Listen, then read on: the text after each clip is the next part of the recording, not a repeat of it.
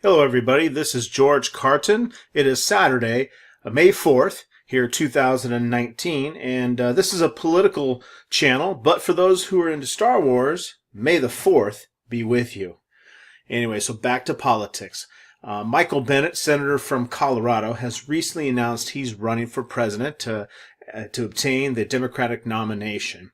Now, what's interesting about Colorado in general, it used to be a very Republican state, and the Republicans could actually depend on that in their electoral victories when they were running for president. It actually turned into a purple state over the years, and now you can almost say it's part of the, quote, blue wall when someone's running for president. And Barack Obama won it in 2008. Barack Obama won it again in 2012. Clinton won Colorado in 2016, and the political makeup of Colorado now is pretty Democratic. There's a Democratic governor in Jared Polis. There's a lieutenant governor that's a Democrat, the Secretary of State that is Democrat, the Attorney General that is Democrat, the Treasurer that is Democrat. Now, the state Senate's makeup is a little closer, but it does lean Democrat. There's 19 Democrats and 16 Republicans. In their state House of Representatives, there's 41 Democrats and 24 Republicans. So it's a pretty Democratic state now. They do have Cory Gardner, who's the other senator. He's a Republican. He's one of the most, quote, endangered Republicans here in the next election cycle in 2020.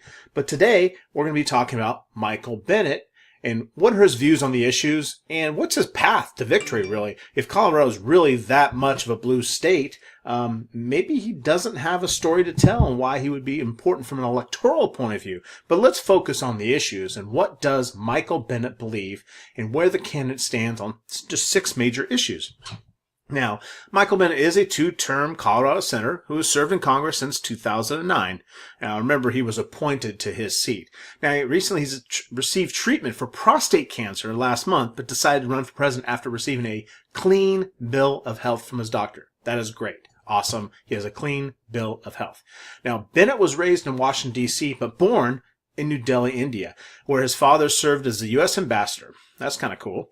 His brother, James Bennet, is the editorial page editor for the New York Times, recusing himself from any opinion coverage of the 2020 election after his brother announced his White House bid.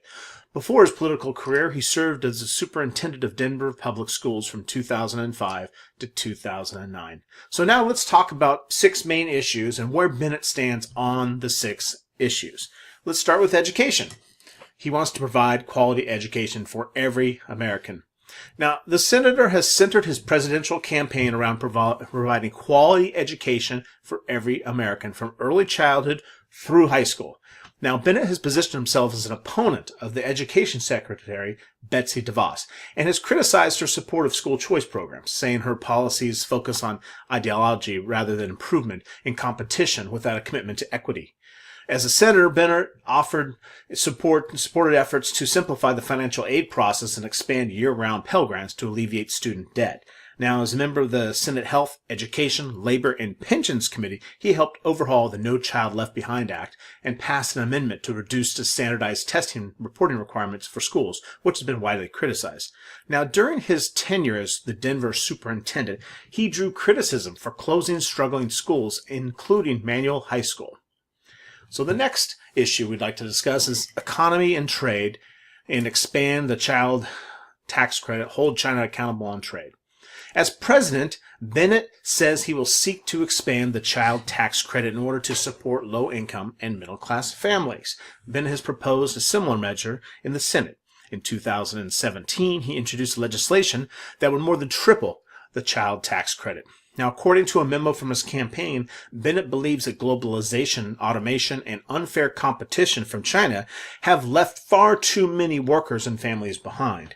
Some of the solutions he's promised is to improve the U.S. economy includes creating climate-resilient jobs for farmers and rural workers, investing in industries of the future, such as artificial intelligence and improving mass transit systems.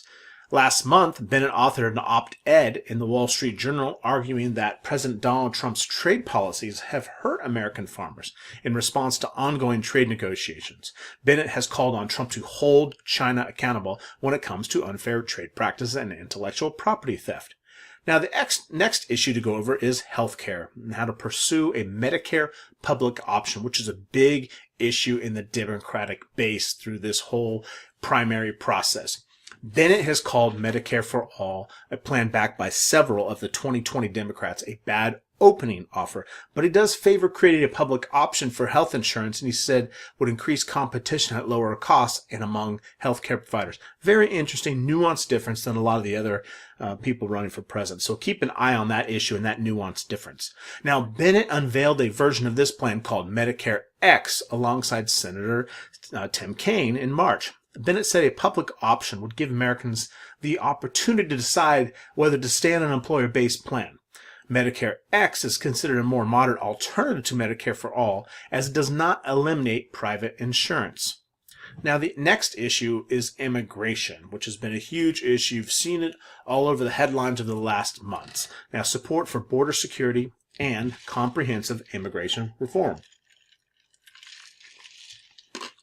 Now, Bennet has not rolled out an immigration policy plan as presidential candidate, but his legislative record on the issue is bipartisan. He was part of the Gang of Eight that passed a comprehensive immigration reform bill in the Senate in 2013. The bill includes a path to citizenship for undocumented immigrants, plans for enhanced border control measures, and an expanded visa program.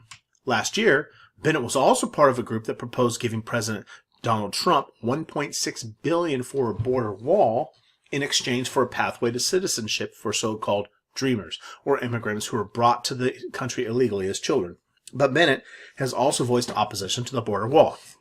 He told NPR last year that building a 2,000-mile wall on the southern border is not the most efficient way to protect ourselves. So that'll continue to be a big issue in the campaign, and I know that's one that Donald Trump really focuses on. Foreign policy. Work with allies abroad to advance American interests. On Bennett's website, he calls for the U.S. to have a stronger leadership role on the world stage, and also says the nation should strengthen its partnership with long-term allies. Recently, Bennet expressed support for Venezuelan opposition leader Juan Guaido, as well as a measure that would grant temporary protected status to Venezuelans that fled to the United States.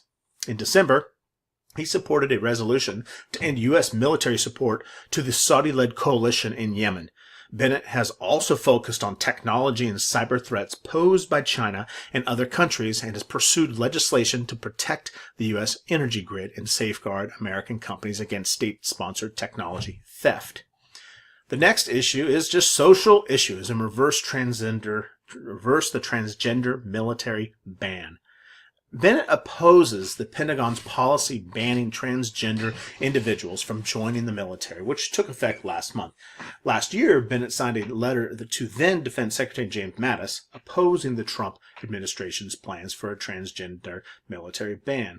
The letter, which was signed by 45 senators, said that forcing these brave Americans out of our military would be cruel and discriminatory. The Colorado senator said on his website that he intends to reverse the transgender military ban should he be elected president. He also said more broadly that he intends to protect all Americans from discrimination, whether based on race, gender, sexual orientation, or disability. In 2010, Bennet said he supported same-sex marriage but believed it should be decided by the states. In 2012, he voiced his support for same-sex marriage. Bennet is pro-choice. He won his Senate seat partly by going after his opponent's hardline stance against abortion. So that is some of the quick 6 issues and how Senator Mr. Bennet stands on these 6 major issues as he engages in this presidential campaign that has, I think, up to 22 candidates so far here on May 4th, and I say the date because it could change any day, and I hear there's other candidates that are considering jumping in the race, which is interesting because so the Democrats are either a party of riches and they have so many qualified candidates that want to run, or they're just going to beat each other up for a year, and when they get to Donald Trump next year, after they get the nomination, that maybe they'll be wounded. So who knows? You can go either way with that. Maybe they'll beat each other up and they'll just come out stronger, or something else. So we'll see. So that's the beauty of our elections. Yes, they are long, but hey, when whoever emerges at the end, they've gone through the ringer and everyone knows where they stand on every issue. So that is Senator Michael Bennet from Colorado that's running for president. And we wish him well. and keep checking back on more issues and more candidates that are running. So thank you for tuning in. Again, this is George Cartan on Saturday, May 4th, just doing a little political update. Thank you for tuning in.